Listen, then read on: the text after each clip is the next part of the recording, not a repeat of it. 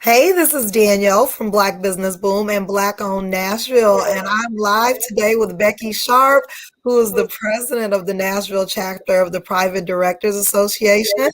And Becky is going to give us some tips because there are a lot of us that are looking to get on boards, and we really don't know where to go, how to get started, and even how to show up in those spaces once we get the opportunity. So, really excited to have Becky to join me today and to help our community to learn about how we can get some paid board positions, not just a board position, a paid board position. How are you today, Becky? I am great. Happy Monday, Danielle. I'm so privileged to be here. Thank you for having me. Absolutely. Let's jump on in because we got about 10 people who are tuned in already. So let's jump on in. I'm going to go ahead and share my screen. Becky prepared some slides for us that we're going to roll on through real quick. If you have any questions, drop them in the comments and we'll make sure that we get to them before we wrap up today. All right. I am going to let you take it away, Becky, with first telling us, let's tell us a little bit about Private Directors Association, and then let's jump into some tips for folks. Sure. So the Private Directors Association, if you go out there and Google it, it's a membership organization, and I'm a volunteer, so I don't have anything to sell. It is a membership organization that people can join, and there are chapters around the country. So I was one of the founding members of the Nashville chapter, and just to be completely honest, one of the reasons I joined was a friend asked me, and I walked into the room and it was 98% white and 98% male. And I know very well that diversity is the key to running successful businesses. And you can have a room that has a lot of diversity in thought, but I know that we also, in terms of running the best businesses, we're going to get the best businesses when we diversify across a multitude of things. Yeah. And what I'll say is that, so the Nashville chapter of the Private Directors Association, you can go online and find it. I'm going to give you my contact information. Anybody on this call or anybody who wants to tell somebody about this call is welcome to be my guest at our next couple events. So I'll share that as well. I want you to come be in the room and go, okay, it's fine. Nobody's going to bite you. When I walked into the role initially, I was new. And so one of the things that I'm driven by, Danielle, is helping people not be scared of the newness, but understand you bring a great value because of your diverse experiences, whoever you is. Mm-hmm. So it is a little bit of a long step between stepping into a board and then stepping into a paid board. So I want people to have a realistic outlook in terms of you need to have board experience in order for someone to pay you for board experience.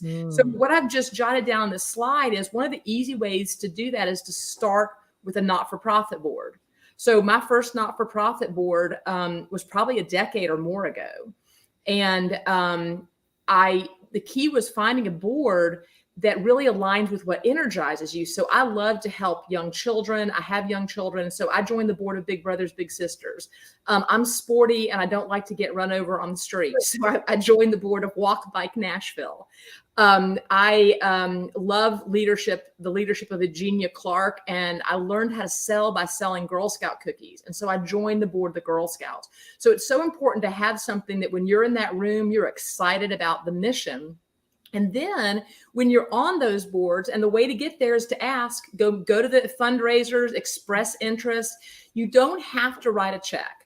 And in fact, one of my philosophies about the boards I sit on is I focus on getting the money, not giving the money personally, because then I'm going to have to do the harder work of going out to my friends like Danielle and saying, hey, would you please be a table guest and write a check for whatever you can? And then it spreads the word to your network about this entity that's important to you. So don't think that being able to write a check is required. Sometimes they will have a fundraising objective, but you can get it if you cannot give it, or it can be a combination. Mm-hmm. And then once you're on a board, there'll be different committees. And so what you want to do is sign up for a committee first and foremost where you have some expense. So if you're an accounting person, if you're a tech person, start with those, but then branch out. And so I had never been, as an example, on a finance committee.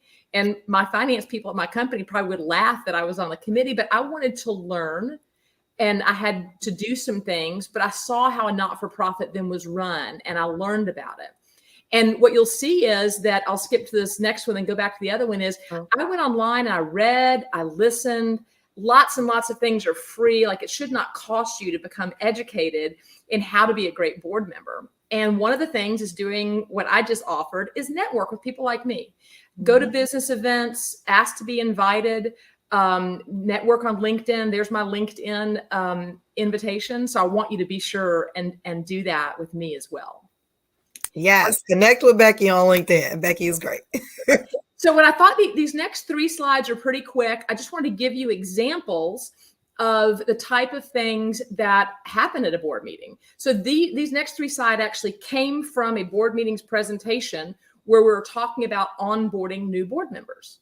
So we asked, do they have private, public, fiduciary, or advisory experience? And you can Google all that. But the idea is the people that are finding the new board members expect someone who either know what those things are or have experience in them. And so a public company would be anything you saw publicly traded, Walmart, McDonald's, Dell. A private company would be any company like mine that's owned by an individual and is not publicly traded. And they're just different things around how those roles and responsibilities line up. An advisory versus a fiduciary board just means an advisory board is someone who can give you advice, but is not held liable for their decisions. Whereas a fiduciary board, they actually can be held liable if the company makes bad decisions. And then we talked about for-profit versus not-for-profit. Can you expand on that a little bit as far as the fiduciary and what you mean when you say that you can be held liable? Yeah, so it's very important to understand. If let's say like that, Danielle's on my board and she says, oh, you want me to be on your board? What role am I going to play? And I say, well, I need someone who can help lead this effort, whatever the effort is, and that you're an expert in.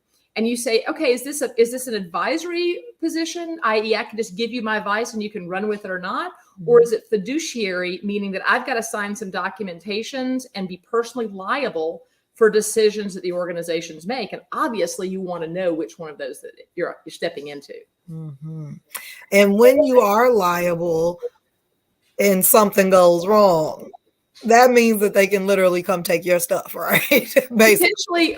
Potentially stuff could be taken, but I think sometimes what people don't realize, and I had this aha one moment when I was on a board and something was going on that I didn't think was appropriate. I realized that it wasn't they could come after my money because there was insurance to cover us, which is great. There was errors and omissions insurance, but it was my reputation. So suddenly this company, imagine some horrible story you've heard in the news and then it flashed the board members and your name's there.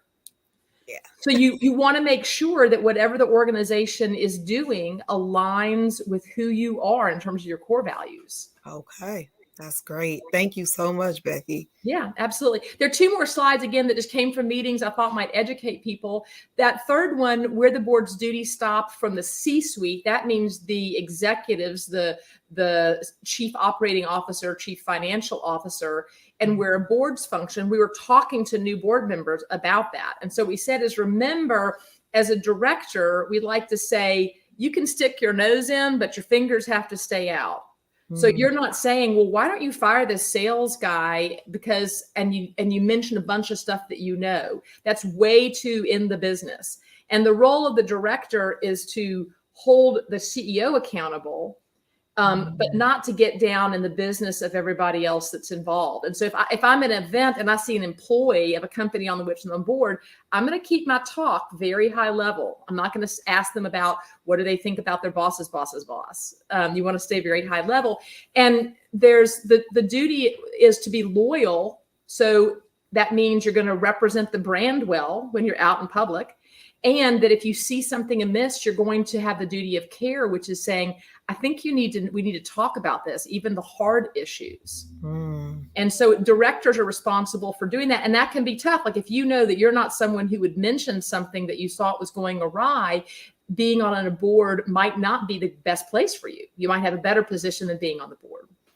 Great. This is so informative. Thank you so much, Becky. Yeah. There's one more slide if we have time for it. There's just an example, like you were saying, so how do we show up in the room? Well, I remember one of my very first board experiences. I left the meeting and I had the heebie-jeebies. And I couldn't quite figure out what was going on. I went to the board chair and I'm like, how did that boarding meeting go? He said, Becky, I'm really glad you asked because it means you're interested in improving. Uh-oh, what did I do wrong? He's like, this was a board meeting and you told 3 or 4 personal stories that took about 10 minutes. But I didn't, no one had told me. And it's one of the reasons when we talked about me doing this, I want to tell people. So if you're in the board meeting, you're not supposed to be playing Candy Crush. You're supposed to show up well-informed. You're supposed to understand the rules and to have read the materials in advance and be prepared and have blocked that time out on your calendar because especially for a paid board position, but I treat my not-for-profit work the same way, is I have to show up all the time, prepared and engaged. And simple things like that, like my mistake, can come back to bite you. And I was fortunate that I had someone who was in it, who viewed their role as board chair as also one to teach. So they took the time, but don't think I ever made that mistake again. Yeah, that's really good, because it can just be a very new experience for us, and you don't know what you don't know. So I'm happy that we have you to tell us, to help prepare us. And I think really the pre-meeting preparation is a really important part. I've been guilty of showing up for board meetings and not have looked over the the minutes from the prior month. We have to agree upon those things or things that are on the agenda for this month. And it causes us time, right? Because now you're like, okay, everybody take a minute and review, so it's not being considerate of everyone else who's in the room. Right. And the word will get around. Yeah. Okay. And we don't want that. So we just learned a lot about, how to show up, just kind of the foundational things about being on a board. Now, Becky, give us some tips. If we are like, okay, now I think I'm ready, I understand all of this, but how do I find a paid position? Or even for folks that have served on nonprofit boards and now they're like, okay, I think I get it and I'm ready to jump in and make the transition and I should be getting paid for my input. So what tips can you give us on finding the opportunities, especially those that align with our experience? Great question. So first and foremost, I would begin to build your board resume. And one of the other ththings I can share as an example, that I can send you my board resume in an editable fashion. It really should demonstrate who you are as a person, if your style, and be professional, but then show your experience. And so that's where having that experience really does count. So we should have a resume separate from our job resume, specifically for board opportunities. Okay. Absolutely. That's good to know. Right. And organizations like Private Directors Association, which, by the way, like I said, I'm running this, but I'm a volunteer and we have a great group of volunteers. I want any of your people watching this to feel invited to come and just check it out. It's $350 a year to join. So it's not some terribly expensive thing. And what you get to do is to answer the question is you're networking with business owners, because many of the people in Private Directors Association are privately held businesses who are also scoping out potential board members. It could be short-term or long-term. I had a gentleman said he has someone rolling off in 5 years and he's starting to scope. Right now, I think we're in a wonderful place that people have, I'll use proper language, but finally woken up and realized that our boards are not diverse enough. So, but it's going to take a little time, because if people have not been developing that experience, good business owners are not going to bring someone onto a board to fail. Like, they want them to be successful. And so you have to have had some experience. It could be that your experience has been because you've started and run your own business, and that can help you sort of bypass the need to sit on a board. But there is that gap between having run an organization, a company, or sitting on a board that needs to be a couple of years long in terms of being really eligible. Okay, that's good to know. Now, Becky has extended an invite to everyone who's tuning in to just come and check out the Private Directors Association without paying the $350. Just come and get a taste, see what it's like. I'll even buy you a drink. Yeah, that's even better. So, Becky, tell us what's going to be the best way to connect with you and to accept that invitation. please send me LinkedIn. And by the way, that's another thing I probably should have put on these slides. You need your LinkedIn profile to be professional and represent anything that you're doing. And you can find me, it's B Sharpe. There's an E at the end of Sharpe and the number 1. B Sharpe is my LinkedIn. And if you have any trouble finding that, send Danielle a message and she can connect us. I'm happy to invite you to events. We have a social coming up April 20th. I'm happy to look at your resume, brainstorm with you, network, anything. The only reason I have had success in my business life has been because people have been generous with their time and their network. And that's what I'm doing. And I don't have to expect anything in return. Well, it's so appreciated. And I'll tell you, I connected with Becky through the Table, Lee Millett's organization, and I just reached out, didn't know her from a can of paint, and reached out and said, yeah, will you hop on a call with me for 15 minutes? I just want to get to know you and tell you more about me. And she graciously did that. Not only that, she was like, let me come and talk to your audience and tell them and give them some tips. And again, there's nothing in this for her. And it's so important to have a strong network of people who are there to bounce ideas off of, to brainstorm with, and that are willing to open their network when needed, to help you to go to the next level. So I really appreciate you, Becky. Like, I appreciate you for the initial time that you took with me, but for even more, because I know I've done a lot of live streams. This one has had more interest than like all of them. And there have been people who have been tuned in and engaged since we got started. So I know this is something that the community needs, and we need to do more of. So please make sure that you connect with Becky on LinkedIn. If you aren't on LinkedIn, you need to be on LinkedIn, because as she said, that's somewhere folks will go and look as well when they're vetting you for a board. So go and check out Becky on LinkedIn, connect with her, and just send her a message that you found her on Black Business Boom and you are interested in attending one of the upcoming events. Again, thank you so much, Becky, for your time. We really appreciate you.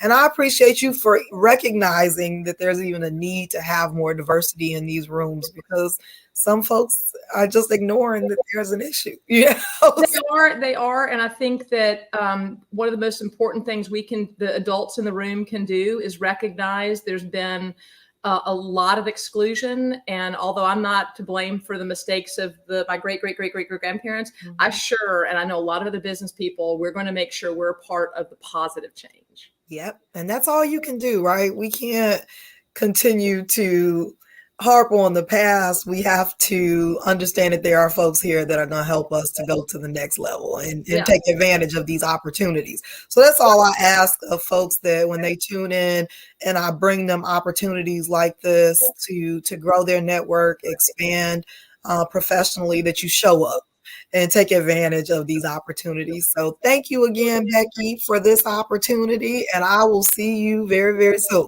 Thank you, my friend. Look forward to meeting lots of new people.